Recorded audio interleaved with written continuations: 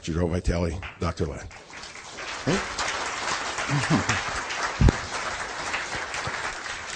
Thank you. I love you. Excellent.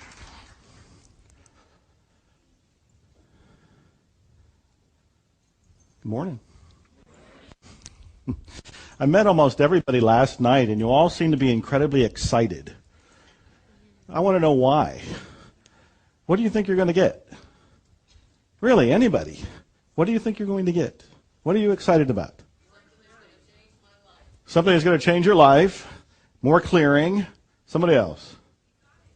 What are you doing here then? We got it already, she said. What are we doing here then? We're sharing the love and the energy.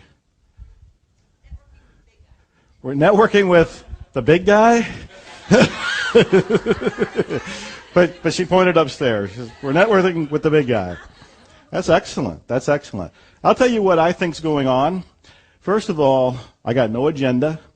He has no agenda. I have no notes. He has no notes. We have no outline. We have no PowerPoint. He has no outline. He has no PowerPoint. I think that we want to go here. And this, to me, I end up calling the whiteboard. The whiteboard can be called zero. The whiteboard can be called God. The whiteboard can be called life. But as soon as you call the whiteboard anything, including the whiteboard, you're one step removed away from it. I think we want to be at zero. We want to be at the place of zero limits. And anything we say about what we'd like to get out of it, anything we say about what we would like to do, anything we say about what this is, anything we say about the beliefs and limitations is all our garbage that we've written on the whiteboard. Now, Mark gave you this wonderful introduction, and it is true. He told me that wild story about this therapist that worked for the mental hospital for the criminally insane, who somehow did not work one-on-one with people. He saw them in the halls, but somehow managed to heal them. I found that man. I interviewed him on the phone at first, and he told me his name, Dr. E. Haleakala Hu Lin. And he said, call me E for short. I said, thank you. I needed that break. So I talked to E and I asked him, is it true that you worked at the mental hospital? Yes. Is it true that you didn't see patients? He said, not professionally. I saw them in the hall. Is it true you helped heal them? He said, yes. And I said, what did you do? I was profoundly curious. He said, all I did was clear and clean myself. What does that mean? I clear and clean myself and mentally ill criminals get better? It did not compute. So he said, my whole job here, and he meant my whole job on earth, but he was also talking my whole job there at the hospital, is to clean. Explain that to me. He was very patient. He took 45 minutes with me. He did not know me. He had no idea who I was. He never knew that we would ever meet. He never knew that there would ever be a book. He had no idea we'd ever do seminars together. He was just being open-hearted with me. The divine said, answer the phone. I called. He answered the phone. He answered my questions. What he explained is he would look at patients' charts. Can I pick this up for a second? You can imagine that this is a medical chart. And so he would look at the patient's chart.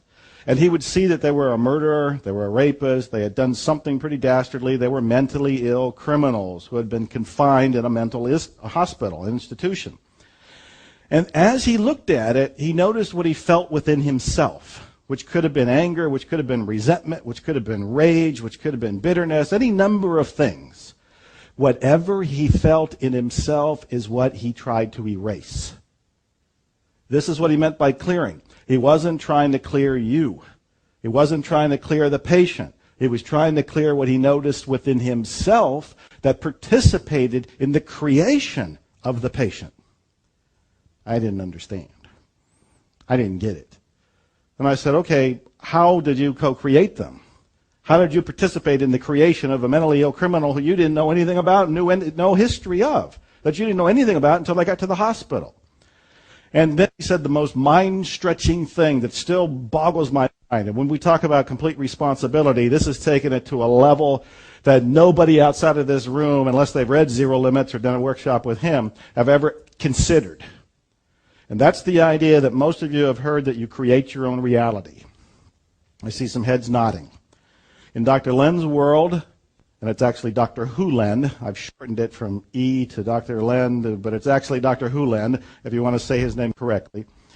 In Dr. Hulen's world, he says, if you create your own reality and somebody shows up in your reality that happens to be a mentally ill criminal, you created them too. You create your own reality. They're in your reality.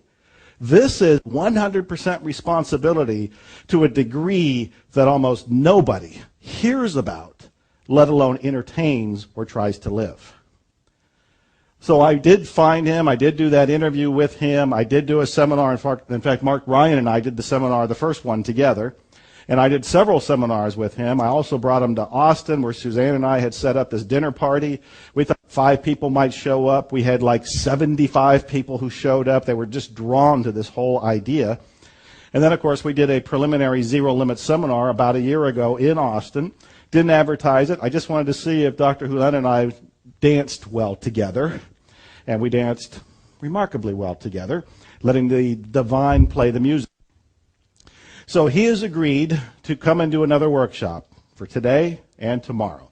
When I say workshop, that's not making any sense to me. It needs to be called something else. It's not really a workshop. It's not really a play shop. It's not really a seminar. It's some sort of experiential, some sort of splash of the divine. And it is all driven by inspiration. As you'll be learning that you have a choice. Your choice is to come from inspiration or to come from memory in each moment. And virtually all of us are coming from memory. We're coming from something we've done before. We're coming from past programming. That's what we want to clean. That's what we want to erase. And as you erase that, you start coming from inspiration. And where does inspiration come from? The whiteboard or the blackboard. It comes from here. It's inspired. It just kind of bubbles up. And throughout the weekend, if it occurs to me, I'll tell you various stories about how that's bubbled up for me. How inspiration has just kind of showed up. And I say when inspiration shows up, your part of the deal is to take action. And then if you're actually clear, you'll automatically take action. That if you get an inspiration and you don't take action, it's because there's some sort of memory there that's causing you to not move forward. So, hopefully you're all delightfully confused. And that's a wonderful place to be. Confusion is that wonderful state before clarity. So it is a great pleasure, a great honor to bring up here somebody who has deeply influenced my life, somebody who is a co-author for one of the most important books I've written, Zero Limits, the man of the moment, Dr. Hulen. Is your mic on? I'm going to make sure you're on. Say something.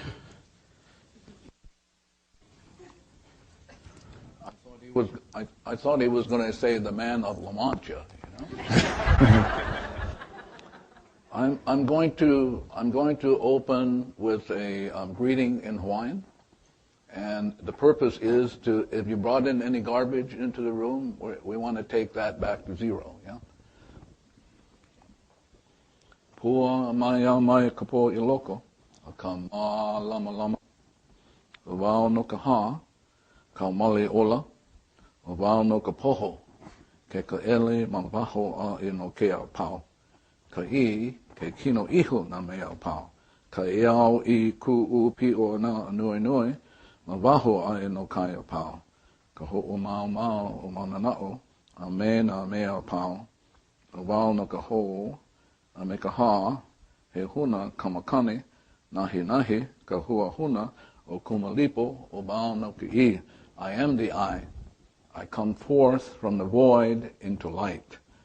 I am the breath that nurtures life. I am that emptiness, that hollowness beyond all consciousness, the I, the id, the all. I draw my bow of rainbows across the waters, the continuum of minds with matters. I am the incoming and the outgoing of breath, the invisible, untouchable breeze, the undefinable atom of creation. I am the I.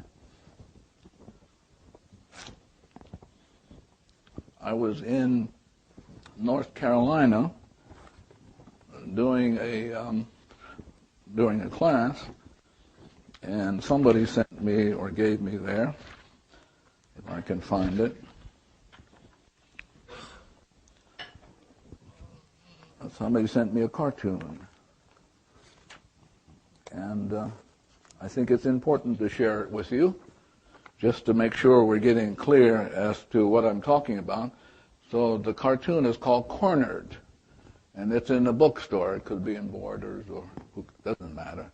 So there's a sign that says self-help, and there's only one fellow under there. And then there's another sign that says fixing others. Yeah. So most of us spend most of our lives fixing others. And if you really pay attention, you will notice it never works. Yeah. If you're a physician, you think it works, it never works. For example, in this great country of ours, by the time a cardiologist is 60 years old, he has a higher incidence of heart problems than the general population. So some of you who, Joe said I could say anything, so I'm going to say it. So some of you who are, quote, healers, I'm going to talk to you today particularly, because it's important for you to know what's going on in you. So I'm going to pose 5 questions today. I'm going to kind of address myself to it, and maybe I won't, maybe it'll show up, who knows, yeah. So the first question I'm going to address myself to is a question that probably not too many people walking the earth can answer clearly. Clearly. And the question is, who am I? Who am I? As you know, the great philosopher Socrates says, know thyself. And most people have no idea who they are. And I suspect some of you don't either. So I'm going to go over this today or tomorrow, and Joe will give you some stories, and maybe some of you will have some stories. But who am I? And as Shakespeare said, to thine own self be true. But most of us are not. Moment by moment, we're somewhere else, and we're not ourselves. So it's going to be very important to at least kind of address ourselves to this. And then the other question I'm going to ask is, what is a problem?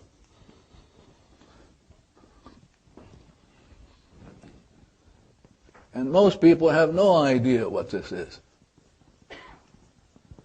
And if you look at the health system today, it's going crazy, because nobody in the health system has answered the question, what is a problem? Yeah? So it's very important to work with that and be very clear, because if you're not clear, you're going to be like a rubber ball bouncing all over the place and causing problems for everybody else. Then the third question, I think, is very important, and it's the question of 100% responsibility, is the question of where is the problem? Where is the problem? And this question deals with being 100% responsible. And as I say, kind of every class that I've ever given for the 25 years, the point always comes up, have you ever noticed that every time there's a problem, you are always there? Yeah. I mean, you are always there. Always. There's no exception. So we're going to look at where is the problem, because if you're not clear where the problem is, then too bad for the rest of us. Yeah? Because as you get clear as to who you are, what is the problem, where the problem is, the rest of us will be fine. Really. But as long as you can't answer any of this, the rest of us will be in hell, and you will be the creator now. Yeah? So it's very important. And then the question is, how can the problem be solved? How can the problem be solved?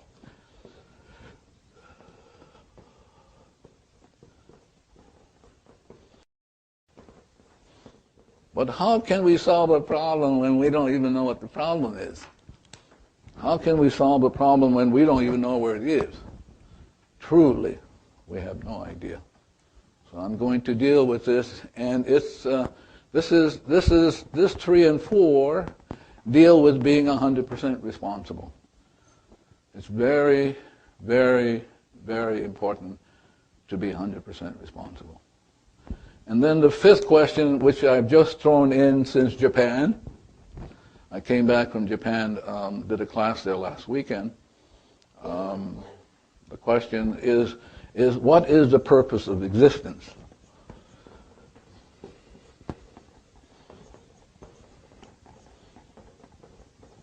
What is the purpose of existence? And nobody knows. Because if you knew, you wouldn't be here.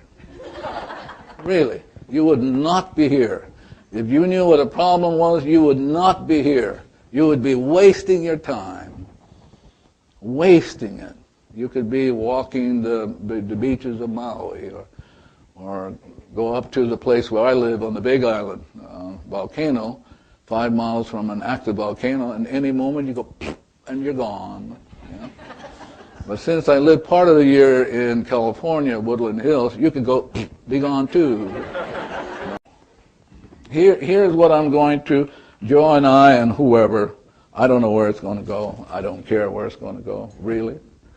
I'm just putting it up, and you're going to be creating where it goes, and I'm going to be doing what I came to do, and go, oh my God, and then start erasing, yeah.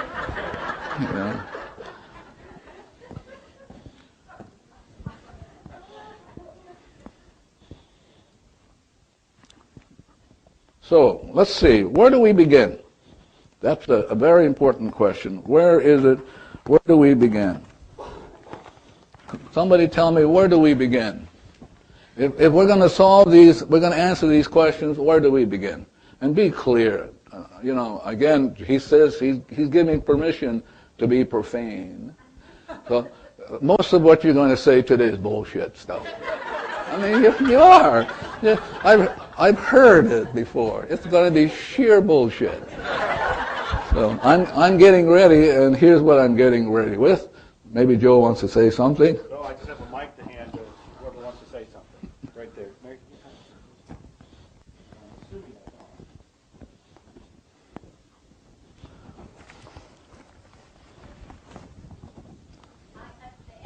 I don't have a clue.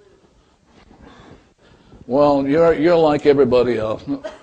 Only what happens if you're in California and in Los Angeles, they talk a very good story. Yeah.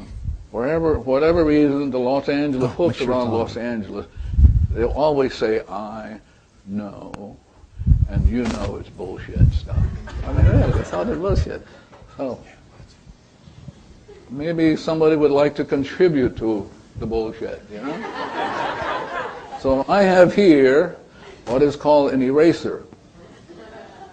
So as you're talking, I'm watching the room, watching the cosmos, watching the plant, watching all this, and it's only an opportunity for me to erase. So fire away. And you have to, for me, you have to speak very slowly, and I would ask you to stand up so I know where the trash is coming from. From this corner. Now, we're going to make the point now. So listen, he is not talking. I want you to be clear about that. When he speaks, he is not speaking. It's data speaking in his soul. So he's not speaking, because if he was at 0, he would have nothing to say. So I'm going to make this point over and over again, that you were created in the exact likeness of the divine, pure and perfect. Pure. So who you are is a divine being that's perfect already. But you happen to talk trash. Yeah? So let's listen to a divine being talk trash. Yes, sir. So once I heard that there are no problems. I'm sorry? Once I heard that there are no problems, but only situations. What does that mean? It means that it becomes a problem because of our understanding it as a problem. No, it becomes a problem because it's data. See, now if, for example, you were at 0, you'd be fine. But as soon as you start talking, you're talking, as Dr. Vitaly is saying, you're talking this. But here's who you are. But when you talk trash, this echoes the trash. But if you were already perfect, you wouldn't say anything. 0. So what you're saying is nonsense. So I'm going to hit like that because I want to make sure you don't get away with bullshit. Any more questions? Yeah. So now where you want to be, so I'm going to erase the board and I want you to watch this. You will know, you will realize I cannot erase 0, but I can erase data. So I'm going to erase the data. And as I erase the data, I'm leaving you behind.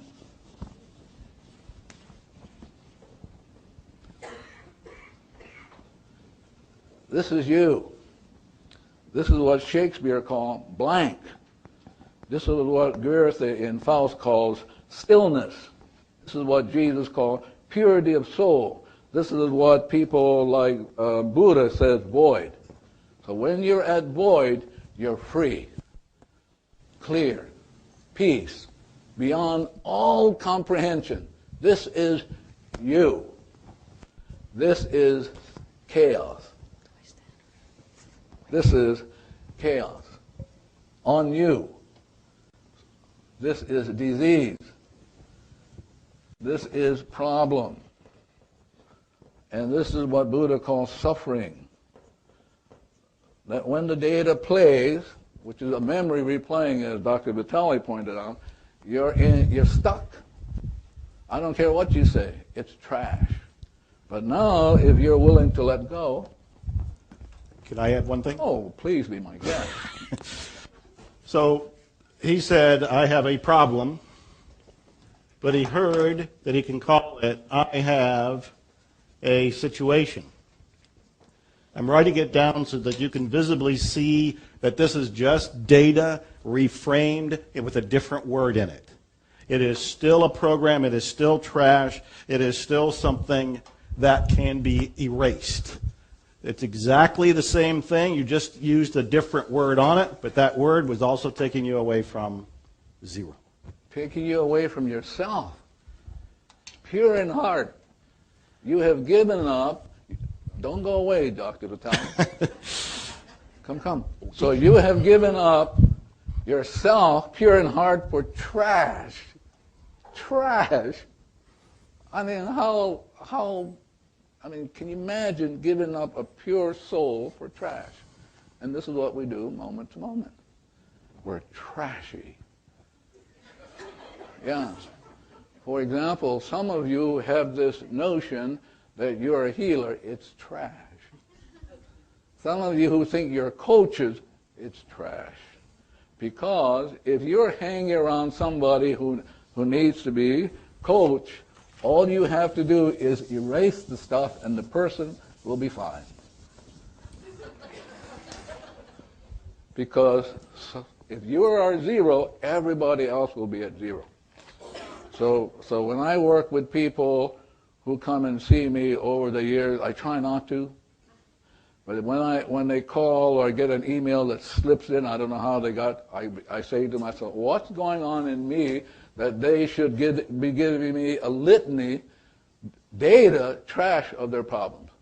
And so now as I begin to erase the trash in me, it gets erased in them, and they never email me again. Now, the only thing I don't know, and Mr. Joe Vitaly will have to tell me, is how to build them. Yeah. So please be clear, like he's pointed out, you are 0. This is called freedom. Freedom is no trash. Clarity. Peace beyond all understanding. This is who you are. He and I were on a radio show together, and we were getting a lot of call-in questions, and we were getting a lot of call-in comments. before my book came out, our book, no, this was mine, but Zero Limits was by both of us. He said, Joe, when the book comes out, the shit is going to hit the fan.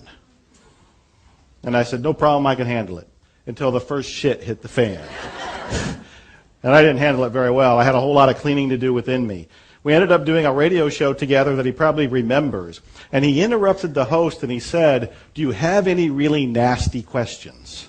We were having all kinds of sweet kind of questions. And I said to him, let's go after a nasty one, you know? And so the announcer said, somebody by the name of Chris has this really strong question. And I was bracing myself to hear it. It's like, I wasn't inviting this. I don't want to hear this. I'm doing just fine in my little bubble. So don't bring it in. He was inviting it. Why was he inviting it? First, opportunity for clearing. But he said something that was a real eye-opener for me. He said that the person asking the question isn't asking the question. It is a data, it is a program, it is a belief, whatever you want to call that, was being spoken through the person. This is why therapy never works. Because as he's pointing out, when somebody says something to you, it's not about that. But we who have been trained, including parents, we keep thinking that's what they're saying. But you never hear what they say because you're always reacting. You're only hearing your reaction to what they're saying. Yeah. Just having that awareness that the person asking the question wasn't trying to dagger me on purpose. What they were really doing was expressing what I sometimes called a virus of the mind, that they had actually just picked up a virus and that they were expressing it, much like somebody picks up a cold, that they weren't doing it intentionally, that they had no responsibility for it because they were unaware of it, but because it was coming through that, instead of seeing a person named Chris in this case who was asking a question, I now heard that data came through a person named Chris, and what I wanted to clean was the data. And I was recognizing the data because the data was in me. Take it slowly now. Let's go through that one more time, because some of the people are going, eh. One more time. What I'm looking for when anybody comes to me and they say something nice about that book or any of my work, or they say something negative, perceived as negative about that book or any other work, is I'm now looking at it's not the person telling me it, it's not you expressing it, that you actually have picked up a cold, a virus, a program. And these programs are in us, they're in the universe. This is one thing that he's depressed me with. He says there is an unimaginably huge amount of cleaning to do that we will actually never ever get it done in this lifetime. And I was really looking for the easy button, push it, and everybody's cleaned, especially me first. But the point is that whatever I'm noticing in somebody else, I'm only noticing it in somebody else because it's in me. And so instead of trying to clean the other person, which isn't going to work because the thing is in me, I've noticed it. I have to clean within me. And I'm at the point that I'm doing it non-stop to the best of my ability. And I'll tell you how I do it once we get through this. But I wanted to go and reiterate it. So, anybody unclear about what he said? Because if you give me a chance to say I can erase it because it's trash. So anything that comes up in your mind, including a question, can be erased. Because once you leave this room, you're going to have questions that can be erased. If you don't get to erasing them, you're going to be stuck in the data. It's going to kill you. Example: there was a woman in Fort Collins. There was a woman in Fort Collins raised her hand, and she said to me, Dr. Hugh Lin, I did the cleaning, but I had a flat tire. And I go, what's the big deal? And as I was watching, here's what I was watching. My mind cleaning, because she wasn't saying what she was saying. I was watching it. I did my cleaning. As I was watching the cleaning, here's what I heard. So when you clean, here's what you're going to hear. It's called inspiration. You got to be at zero. You got to give it up, the trash. So now here's this is called inspiration. It's called inspire, what the Hawaiians call ha. The ha is equivalent to inspire. And if you take this word and you attach it to the word alo, Ha. Do you know what aloha means? Oh, that's funny. Welcome. Trash. Tell me what aloha really means. To be in the presence of God. Yes, to be in the presence of God. So if I say aloha to my friend here, I'm acknowledging I'm in the presence of God and I shouldn't be screwing around. Because if I'm angry with him, it's being angry against God. So just want to share that with you, just as a side note. So alo means to be in the presence of God. Okay, so now inspiration comes in and I hear. Here's what's going on. So as I was doing my cleaning, I heard Divinity say to me, 3 generations from now, her great, great, great, great grandson would have been born retarded. Can I say that again? So doing the cleaning, the opportunity to clean, prevented a memory from producing in her family a retarded person. Let's kind of hang around with that a little bit. Maybe you kind of pay attention. You ought to do more cleaning, be more at 0. I mean, really. In Charlotte, I was doing a class in Charlotte. A woman says, I only have a small question, Dr. Yulan. Bullshit stuff.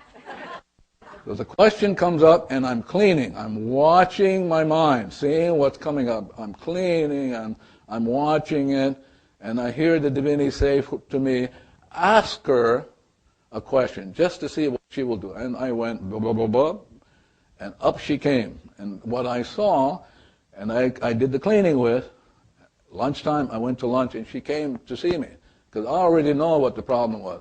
She had suicide. That's what I was working on. All the women in this world who feel down, dislocated, unloved, uncared for, commit suicide. In Japan, where I just came from, 30,000 people a year commit suicide. Yeah, but don't you commit suicide in your mind? Yeah, you do it all the time.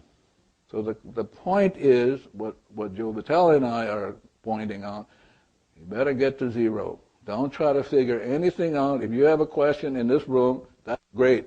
Outside of this room, if you hang around with questions, it's going to take you down. It's going to take you down. I'm only here to say hello. We're going to handle questions in this room, but I want to know the questions will teach you more. Yes?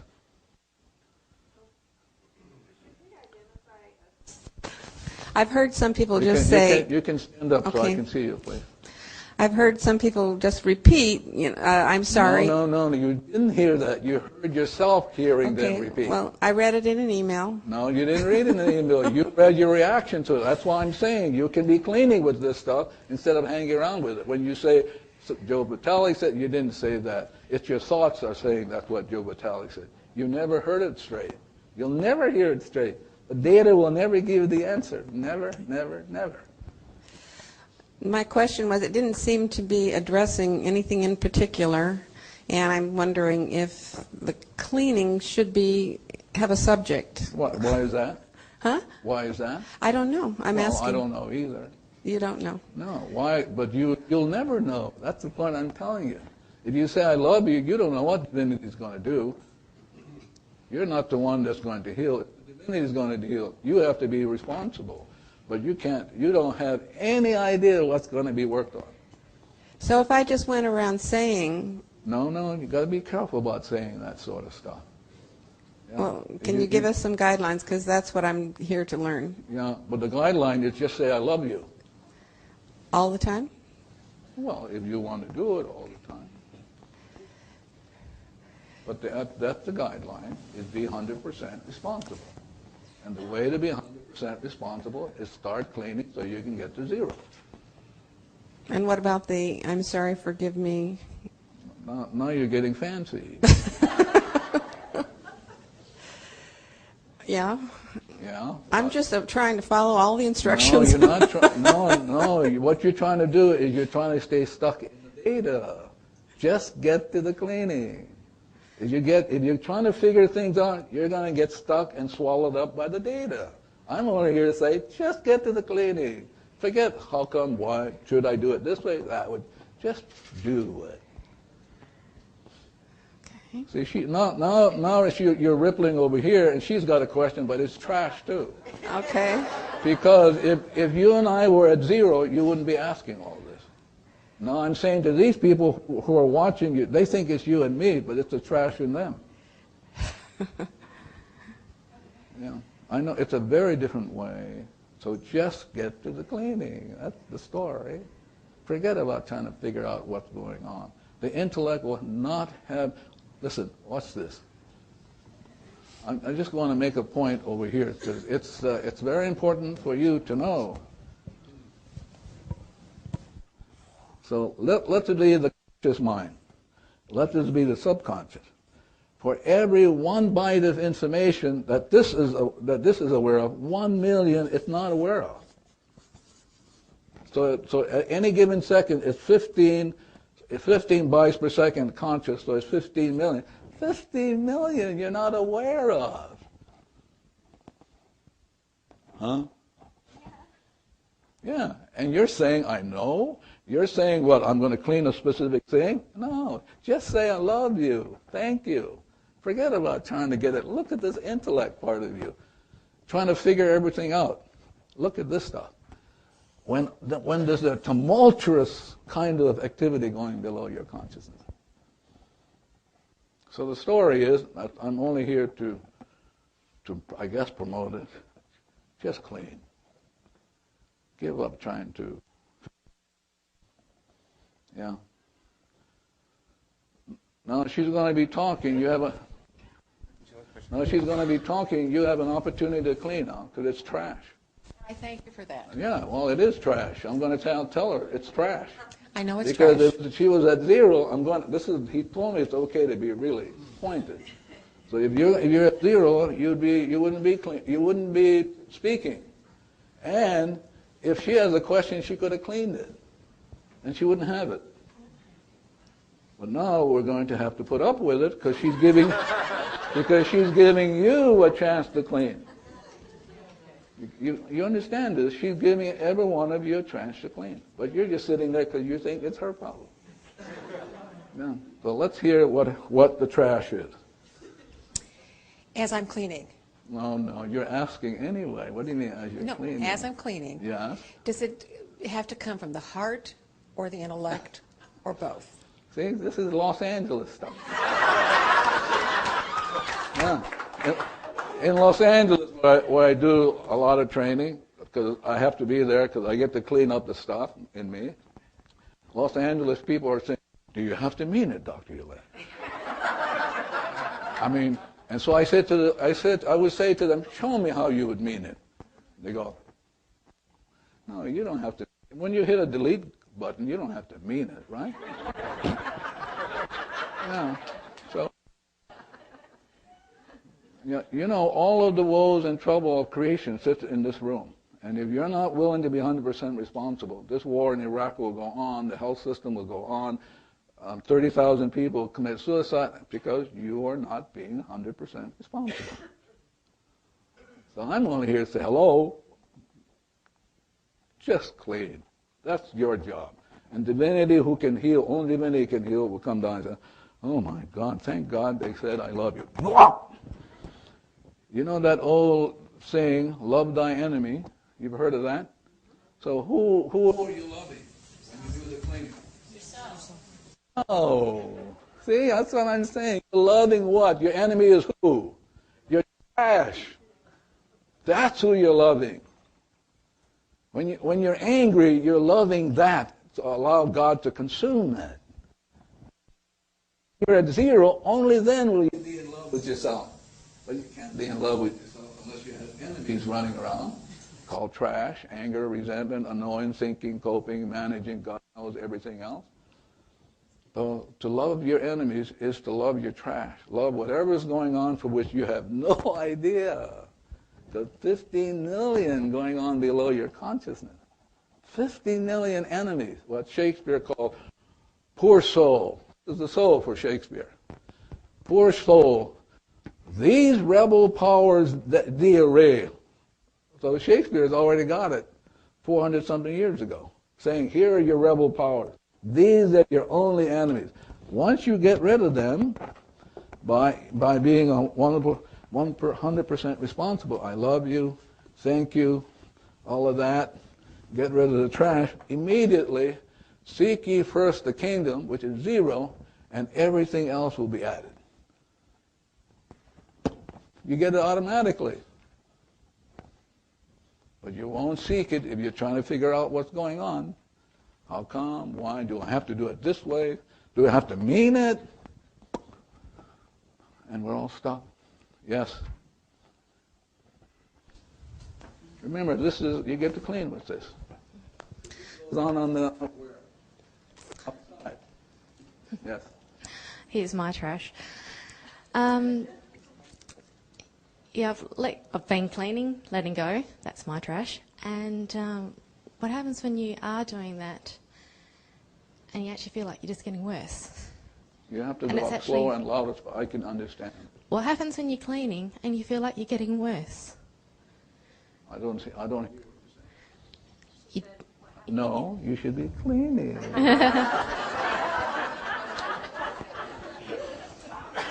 I mean, you should be cleaning. Blessed are the pure in heart, for they shall see God. But you can't be pure in heart. You've got trash running around. So let me hear it one more time as I clean. So be very specific. Give me for an example. Okay. I started I have been clearing. Yes. But I also find it harder to get out of bed and deal with the pain and the tiredness all the time. And then it gets to a stage where I can't clear anymore. And I found it very difficult to get here and keep going. Yeah, so I'm going to show you how to do it today. You can do it automatically without being conscious of it. I'm going to show you how to do that, but I have to get through the trash. Yes? Yes. What do you think about if you're not thinking about anything? It's bullshit what you're thinking about. It's bullshit. You're not at 0. I'm trying to get you back to 0.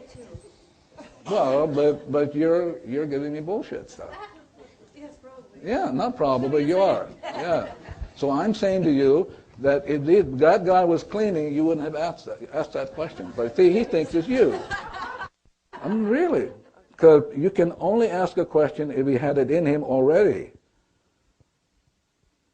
You guys need to know that all of the woes and problems are already in you. You already came in. So if you were going to ask that question, you've asked it 1,000,000 times. But he was around too. He could have been cleaning. Had he cleaned, you would not have asked that. He would have erased it.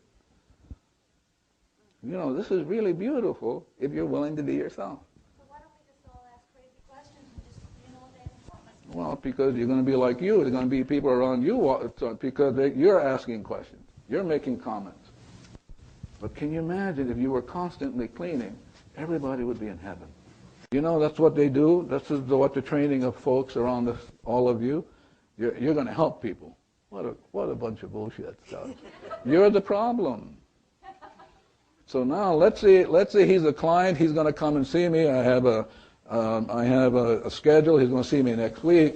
Boy, I start cleaning with whatever I have with him. I'm going to start cleaning because when he shows up, we will have an easy time, have coffee, and he'll pay me $250. Yeah. I mean, why? Well, why couldn't you do it? Because you think you're going to help him. He doesn't need help. He's already perfect. What is imperfect is the data in you that says otherwise. That says otherwise. All of you walking around. So we say, well, he's got a problem. No, we got a problem. And I'm here to tell you, listen, it's over here. It's only over here. It's only data. Everybody's perfect. The universe is absolutely, God only creates perfect universe. Well, my God, what is imperfect? Just the data. The data where? In you. And if you don't get to it by being 100%, we're all going to be stuck. I'm going to be doing my cleaning, But if you get stuck by thinking, coping, boy, this is the 15 million going on. I'm going to be doing my cleaning, but some of this data I will not be aware of if you're in Thailand somewhere goofing off. I'm going to be stuck, and so will my grandchildren, my great-grandchildren, and we'll have the wars over, another Vietnam, because none of us are 100% responsible. So the only question is, are we going to get 100% responsible, and how do we do that? Simply, like Joe Vitaly says, just cleaning. So you can be zero, and once you're zero, everybody else can be zero.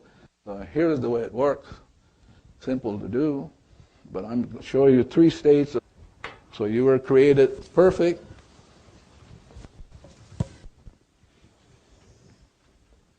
This is the zero state. This is cause.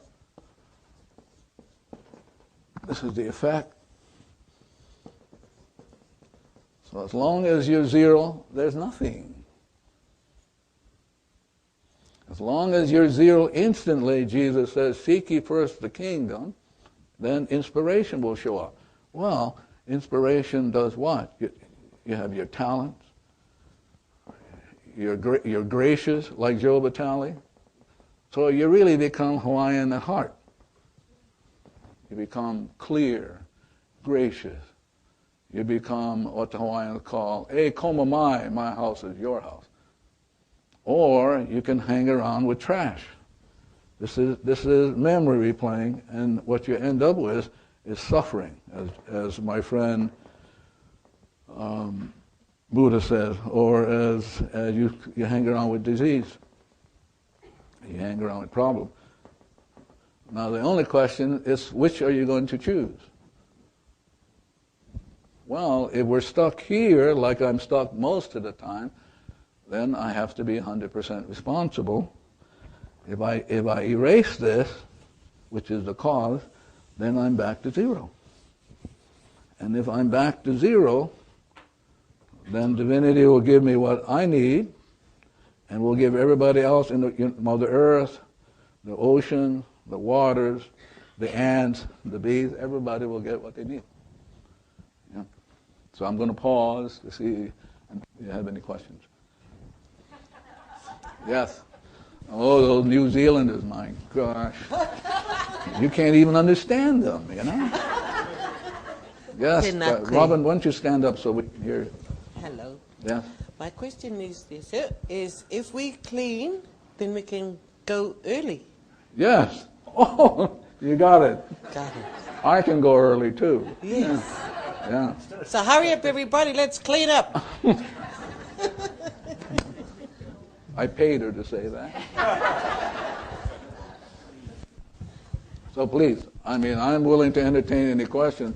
Outside, for me, if you ask me, I would just clean. But in the room, we're here to be 100% responsible. Yes, please. I have a question over here. And can you tell me your name? My name is Amy. And can you tell me a little bit about your family? About my family? Yeah, Mama, Papa, where's the family, relatives, and ancestors?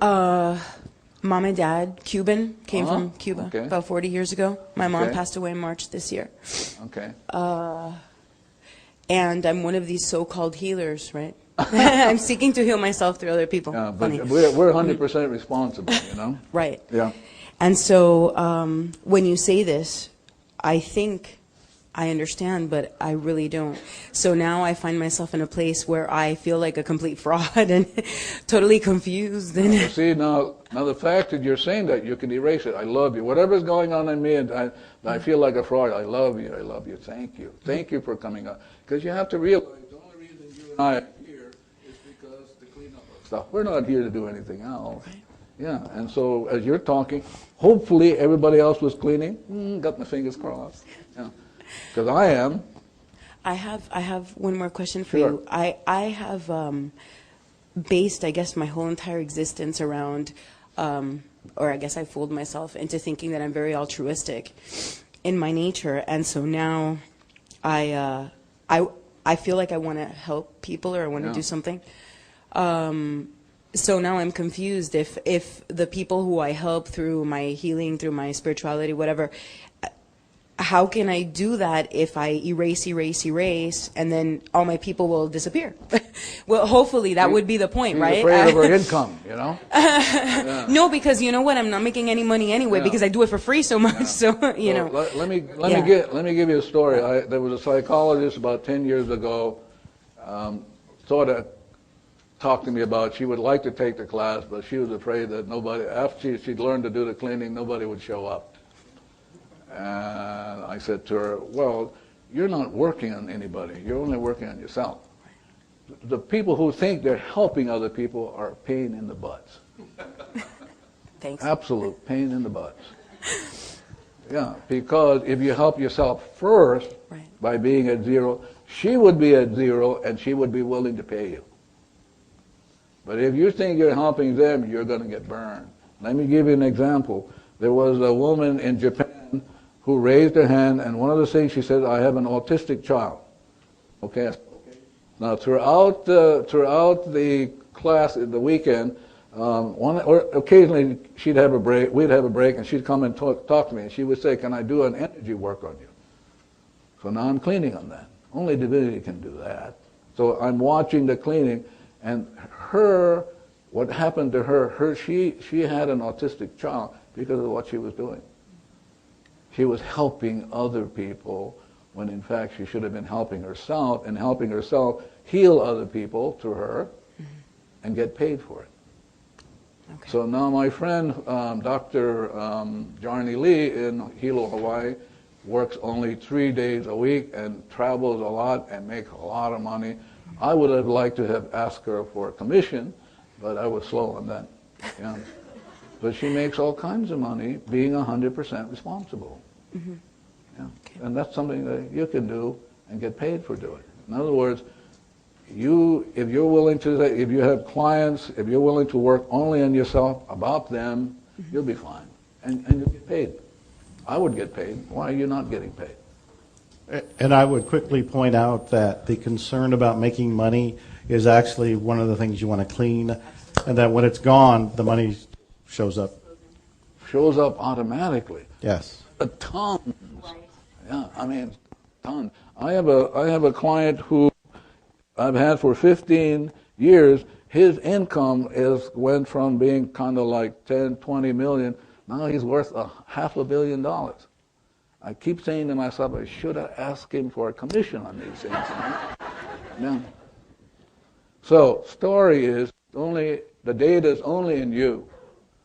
And if you are willing to work only in the data in you, everybody else will be zero. In other words, if you're zero, everybody else will be zero. If you become inspiration, everybody else will. Everybody else will. How wonderful to know that. By healing, quotes, the memories in you, everybody else gets freed up and they can get whatever they came to do. Are we ready for a break, or am I too soon? Anybody else? Yes. Yes. Now you get to clean with this. Don't just sit there now. Hello, ladies. You get to clean with this. Oh, okay. Just thought I'd tell you that. Yes. Hi, everybody. My name is Marcia. I'm Brazilian. Dr. Len, I've read the book, and I have a question. My husband is very ill. And No, it's my garbage. Wait. Your husband is not ill. It's the data that's ill. Okay. The data in you and me and in them. Okay, but it's a little bit difficult for me to understand. When you say you have to clean, it means I have to say the words in the book, I love you, thank you, I'm sorry. Any of those will work. Okay, but he's suffering a lot, pains daily. No, it's your data that's pain. Okay. Not him. He's perfect. You got to get that. He's perfect. It's the data that's imperfect that he's experiencing, all of us. If you're sitting there not being 100% responsible, he'll continue to be sick, and we will too. I want to let you know something very important. You have extreme pain in you, but you're not conscious of it. I mean, you have extreme pain, but if you were aware of it, you would go bananas. So lucky you're not aware of it. Oh. Yeah, extreme pain that you're not conscious. That's 15 million pain that you're not conscious of. And she's talking about this pain. So if you're all perfect, it's the data. That's what we got to get after. We got to get the data. So if she's willing to say, I love you, thank you, just nonstop, it'll go. I cannot imagine the divinity would not have it go. I can't imagine. At least it's not been my experience. Thank you so much. No, thank you. Give us a chance for all these people to be 100% responsible. Yes, back there. So when you say I love you, thank you, are you talking to the ill husband, or are you talking to... No, you're talking to the data. To the data. Yeah, Okay. because the data is the enemy. The data is the disease. Now, because we're willing to talk to our enemy, Jesus said, love your enemies. We're going to love the data to death. We're going to love it and consume the data. That's what love can do. But if you're thinking, coping, managing, not giving love an opportunity to do that, we just lost opportunity. Yes.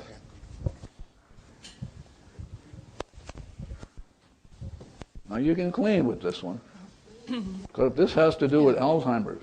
She may not know it, but behind it, I'm watching the Alzheimer's stuff come up. Now, any of you have anybody or know anybody with Alzheimer's? Yeah, see, you get a chance, because if you let it go, she's doing us a favor. Yes, ma'am.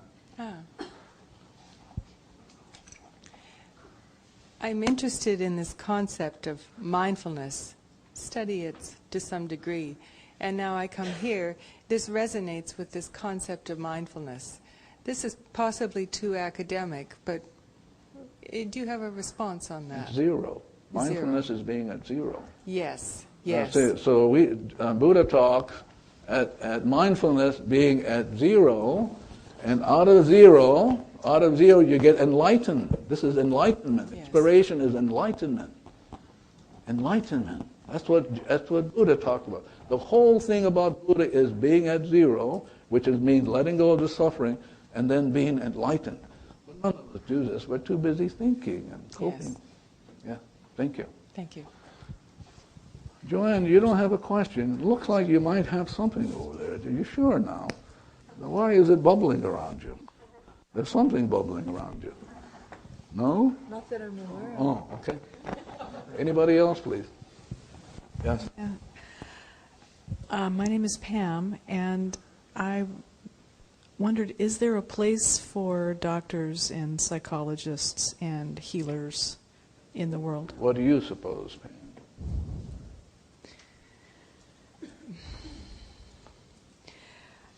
What would you do if you had a toothache? I'd go to a dentist. Yeah, me too. Okay. But before I go to the dentist, I'm going to do my cleaning so the right dentist shows up. I'm not going to go to any dentist, because if I go to the dentist, it'll be hell to pay. So the idea is to be at zero, the right dentist will show up, and you will have great fun with them, as opposed to going like that. But the idea is you want to always make sure you're at zero, so the right opportunities and the right people. Yeah. So, too bad, we'll still have to hang around with psychologists. Yeah. Yes? No, I want to hear it on the mic. I'm still thinking about the cleaning on her sick husband, and you mentioned data and memories, and I think... Did you hear it? Did you hear it talking? Yes. Well, how would you hear it talking if you weren't hearing data? Whose data? Is it yours? Is it my data? When I'm cleaning, am I cleaning just my data, my memories? Is it universal memories and data of everyone here? Why would you be interested if you're cleaning your stuff? And if you're free, I mean, why would you be interested if anybody else is free? If you're free, Tom, if you're absolutely free, why would you be concerned? Because when you look around, everybody else will be free. But it's because you aren't free, nobody else can be free. It's all my problem. Oh, that's what I've been saying. Yeah, I'm here to say that. Just data. Just data. Yeah. So when you hear her, you don't hear her. You hear your data of her. This is your reacting. This is the veil that the great sages talk about, sages like Chaucer and Shakespeare. So you never hear, because if you came out of zero, let's say she began to talk, and as you talk, you began to clean. So let's say you talk, she's talking, and I begin my cleaning. Cleaning, just cleaning up my stuff. That's all I'm here to do. Okay, now inspiration comes up, and I will see as God sees. I will hear as God hears. I will act as God acts, because I'm moved by inspiration. But I can't be moved, I'm into bullshit. Really. Most of the time, we're just stuck in the data. So now you get a choice. You get to see as God sees, or you get to see as trash. So when she's talking, I'm cleaning already, because she's giving me a chance. That's why I'm here. I'm here going, I'm going to hear stuff I should be cleaning on. But I've been working on you folks for the last, how many weeks, Joe? Yeah, so Joe has been sending me the list. I've been working on it. So in case I bang you a couple times, you won't get angry. Yeah. Yeah. So she is doing us a favor that you and I didn't know we had this stuff in us. She speaks, wow, I get to clean. I get to be back to zero. She goes back to zero. Her husband will go back to zero. And divinity will give to him what's perfect and right for him, only because you and I were willing to be 100% responsible. Yeah. That's how great you can be, or just be a pain in the butt, Tom. Yeah. Do we get a break? One more question, maybe. And then take a quick Can you ask Joe Vitaly one more question? Yeah. Oh, all right. Make it an easy one, like what time is lunch or something like that. There's so much of that in the subconscious. How do you know, or do you ever get to zero? See, but you'll never get it because you're thinking now. You're trying to figure it all out, as opposed to just get to the cleaning. And if you did your cleaning, I can't imagine that divinity would not provide the right dentist. Okay. I can't imagine. If you were God and I did my cleaning, you would provide the right dentist. But we're always in, how do you know? How come? I mean, that was a great answer. Yeah. But can you tell us how you wrote the book? I wrote it by being inspired. I wrote the book by not writing the book. Now, I've written a lot of books. Most of you know things like The Attractor Factor and some of my marketing-oriented books. But when it came time to write Zero Limits, and of course I was excited about it. I couldn't wait to write the book. I really felt like the hand of God directed my writing.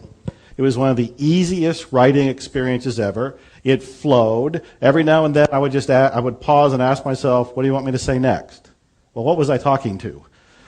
I was listening to inspiration coming through me.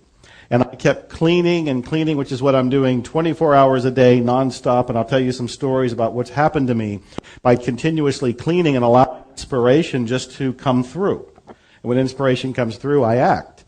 For the book, I just kept writing. I actually wrote it in a very quick time period. It seems like I wrote it in a couple weeks. And then I think we went to Poland. Well, I gave it to you to review. And by the time I came back, he had reviewed it. I went ahead and tweaked it a little bit, and the book was done.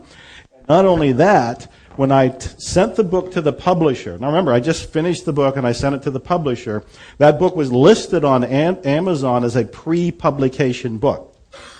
Because of the clearing, because of the energy that I was putting into this, because of an article that was an excerpt from the book, that book became an Amazon bestseller 6 months before it was published.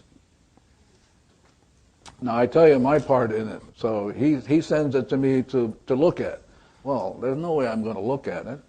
So I do my cleaning, and as I'm watching page after page, up to about 150, I heard Divinity say, put it away. This is done. Don't do any more. It's done. So I said to him, I'm done. And I thought he read it. But, you know, you're looking to clean because you're looking to have God read it. And as I was watching the eyes of God reading it, I heard really clearly, just, it's done already. Don't be messing around with it. Don't be trying to put a comma here. Don't. So I go, oh, okay. Like that. I literally had to tie my hands, you know? I would like to take a break. Let's take a quick break. And Just finally, like the guy 5 looked minutes. at me And he says, "Are you a movie star?" And I thought, I don't know where this is going. And I said, I don't really know what you mean. I'm not really a movie star. He says, yeah, I think you are a movie star. And he says, I've seen you in a movie. And I said, okay, what was the movie? He said, Desperate Encounters. And I said, Desperate Encounters, what was that? And he said it was something with Kurt Russell and I think Harrison Ford. And I said, I was in that one? And he said, yeah, you were in that one. And I said, was I a good guy or a bad guy? He said, you were a bad guy. He said, you were a really good bad guy, but you were a bad guy. And I said, oh, really? And he said, yeah, I also saw you in Law and Order. Law and Order, the TV series, I've never even seen it, let alone been in it. And so I'm thinking, this guy has a different view of reality, and he's seeing whatever he expects because he did not believe me when I said I was not in those movies or TV shows. He had his own little programming that he had caught, his own data, and coming through him, through his eyes, and his opinion was, I was just a celebrity movie star who didn't want to be recognized. This guy also said, you know, last week I picked up William Shatner. And I said, oh, really? I mean, we all love William Shatner, right? And I said, what was William Shatner like? And he said, oh, he was not a nice man. He said he tried to steal my wine glasses that he had in the back of the limo. I said, this doesn't sound like William Shatner. And I asked him, I said, how tall was the guy? And he said, like 6'4". And I said, you know, that's not William Shatner. And I said, did he say his name was William Shatner? And the guy said, no, he said his name was Bill Archer. He said, but I know it was really William Shatner. And I thought, boy, we got a doozy of a driver here.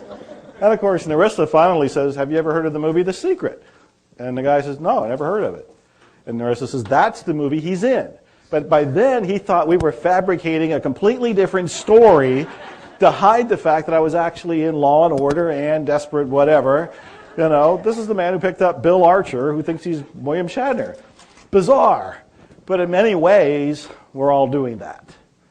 In many ways, we're doing that. We're not doing it intentionally any more than he was doing it intentionally, but there is all of this data that's keeping us from being here.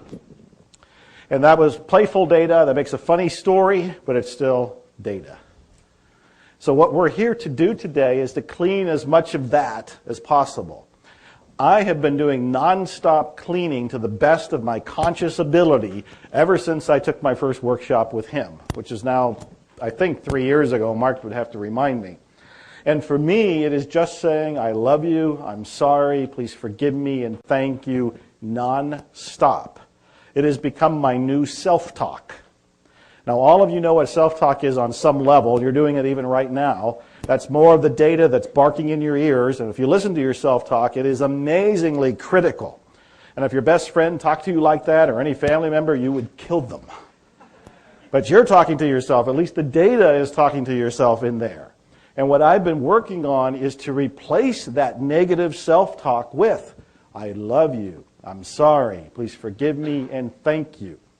I don't say it in any particular order, but I do say it, and I am saying it right now. It's the background talk in the back of my head. When I was listening to him speak, it was going on in the back of my head as I'm standing over there. And as I keep doing this cleaning, inspiration is allowed to come through. One of the examples that I want to give you that happened recently, that I don't even think I showed you, is I was in a fitness contest at one point, and I wasn't drinking any margaritas or anything like that everybody else was drinking, and I was out with friends, and all of them were having a margarita while I was having ice water. And the average of margarita has like 700 to 1,000 calories in it, so it was really off limits. And I was frustrated, and I hit my fist down, and I said, what we really need is a bodybuilder's margarita, a fitness margarita of some sort. Where was that coming from? Where was that coming from? So that idea was coming to me, and when these ideas come, I think they come by grace. They come by a gift. They're coming, I think, from the zero, from the divine, from God. They're coming as a gift. And in that particular moment, I originally said it as a jokingly frustrated moment. But Narissa pointed out that that's actually a good idea. I'm known to follow through on things pretty well, almost to a scary degree. And I now have Fit-A-Rita. And Fit-A-Rita is the world's first healthy margarita mix. This has 6 calories in it. It has no sugar in it. It has no carbs in it. You add a shot of tequila, 6 ounces of water, this, you mix it all up, and you have a healthy margarita.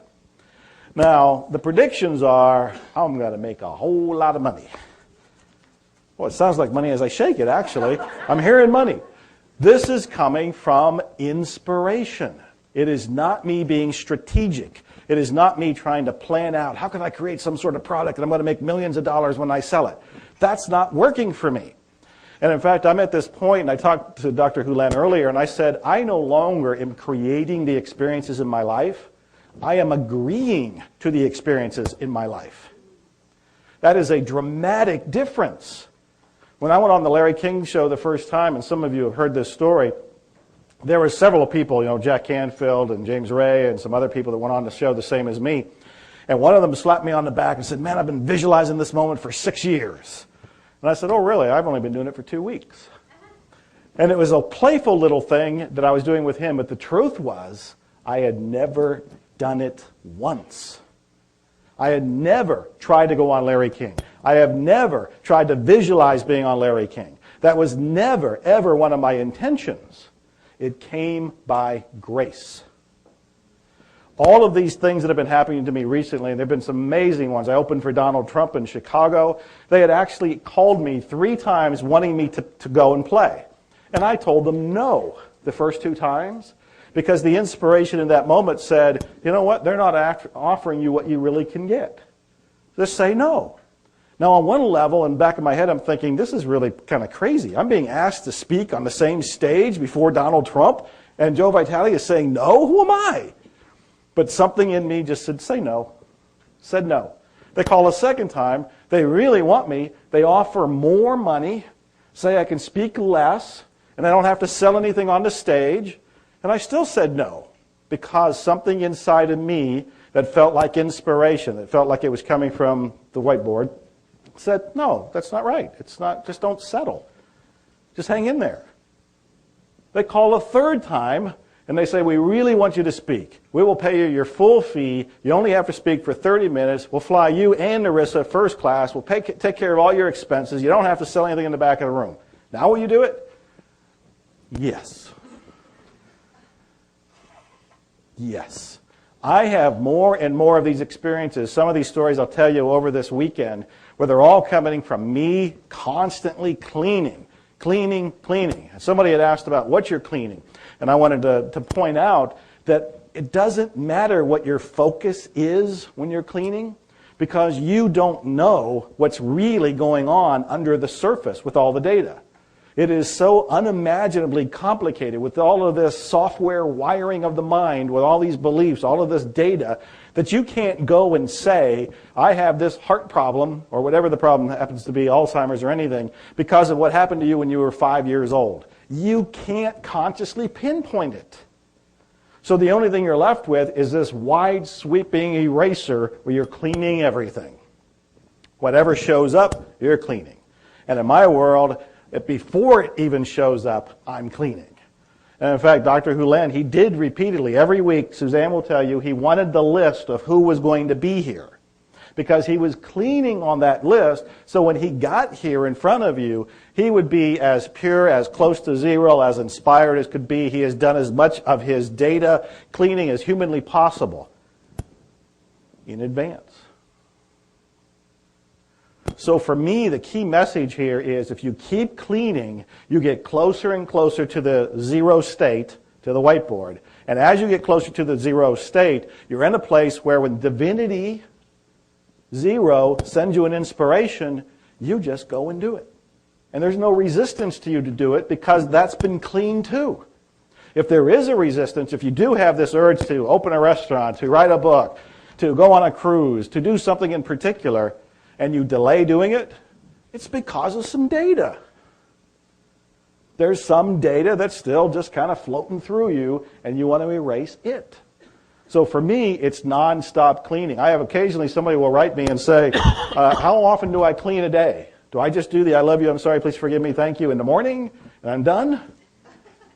And again, it's all up to you. For me, it doesn't ever end. And I also tell people, why would you want it to?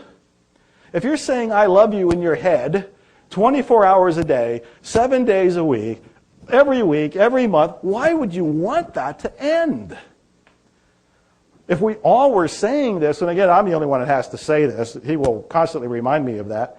But if we're all saying this, can you imagine the kind of vibe that would be around the planet? Walking around where in the back of your head you're going, I love you?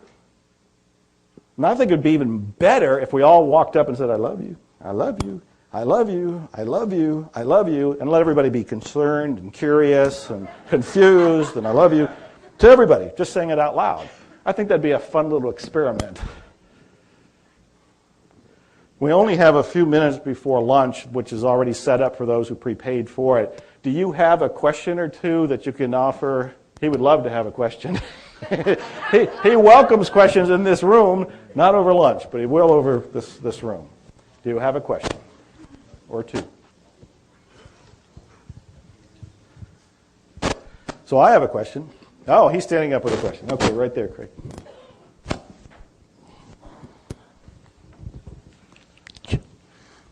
Why did it make me angry being in this room in the last session?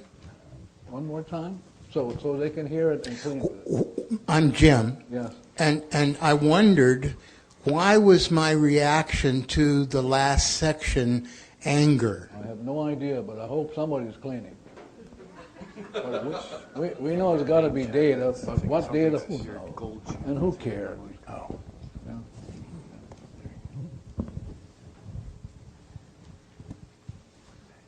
Oh, please release me, let me go.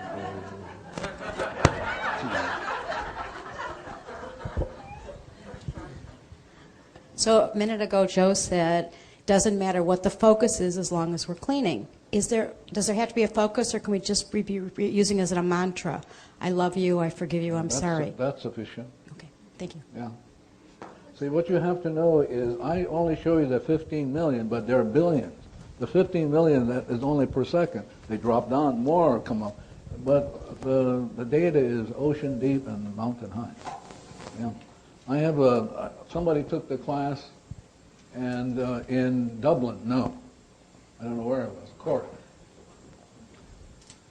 And they sent me a picture of a monkey.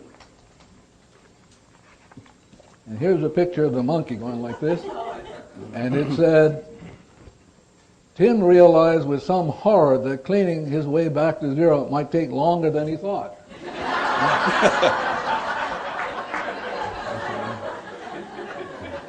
One more question, because I'm really hungry. Right here. Yes. I wanted to answer his question, sure. If I may. I had the good fortune of attending the first Zero Limits seminar at Lake Travis earlier this year, and I sat next to you at the first seminar. The guy stood up and said, "Why am I so angry?" So I don't know the answer, but I'd be glad to talk to you after the session if you'd like to talk about it. Yeah. Talk to him. Anybody? We got 2 minutes. Yeah. You ever notice the same people ask questions? Yeah. So please don't feel insulted. I'm just saying that, you know? Yeah. I would like to know why other hospitals aren't trying this out. I mean, that's because such they're like you. They are? Yeah. Okay. Well, I would try it. I know, but they're like you. Not me. I would do it. I wouldn't try it. I would just do it. Okay. See, right now at Hawaii State Hospital today, they have a lawsuit because now social workers and people like that are being beaten up on by patients. That's what happens when you don't take 100% responsibility. They'll beat up on you.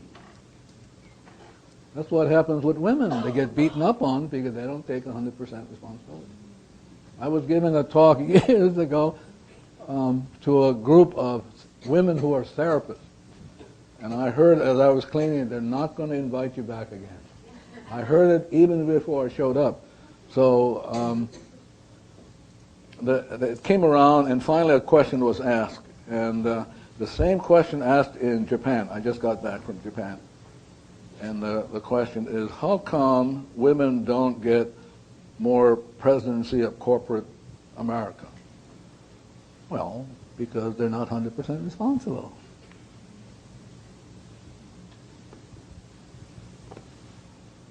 That's the bottom line. But if they were willing to clean up that stuff, they would run the country. But they're too pissed off. Too pissed off. Yeah, you know, they have activists or like that, but it doesn't clean up the act. Doesn't clean it up. I had a nurse at Hawaii State House. She was always ticked off. I mean, she'd come to work and the whole ward would just go crazy with her on the ward. So I just noticed that, and I said, oh, I just noticed that every time I'm president, everybody goes nuts. So I began to work on it and work on it and work. A year later, it all settled down, and she and I got to be good friends because I was willing to be 100% responsible. The ward settled down. She was fine. They promoted her to some training position, but see, somebody has to be responsible. And I'm going to read something, and then we'll take a break. I got this when I was in Germany doing a class there, and somebody gave it to me, and I would read it. This is about you folks. And it'll be a good time to go on a break. It's called, the thing is called, That's Not My Job. There was a story about 4 people named everybody, somebody, anybody, and nobody. There was an important job to be done, and everybody was sure that somebody would do it. Anybody could have done it, but nobody did it. Somebody got angry about that because it was everybody's job. Everybody thought that anybody could do it, but nobody realized that everybody wouldn't do it. It ended up that everybody blamed somebody when nobody did what anybody could have done. And I'm coming back. If the women are going to wait up on the guys, you got a long wait. So do your cleaning and take over. I mean, really, you can take over this country.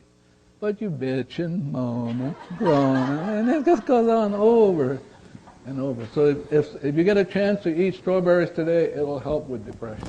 Really. Strawberries, it will help with cleaning up depression. Because that's the problem that women have. They just feel down and out because they never get a chance. But I'm saying to you, the best way to go is don't be bitchy. Just clean it up, and you'll be fine. Because if you're waiting up on,